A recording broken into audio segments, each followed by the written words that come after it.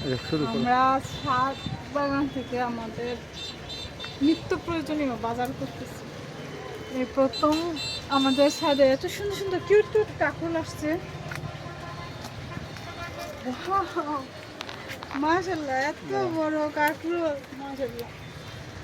আমাদের আর কাঁকরোল কিনে খাওয়া লাগবে না।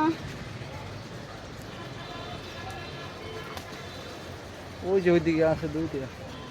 নিচে নিচে থেকে আলাদা করে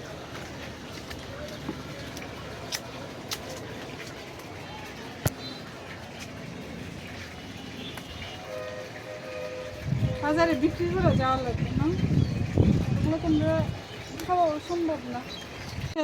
এতগুলা আমাদের বাজার সদাই হলো আমাদের ছোট্ট বাগান থেকে।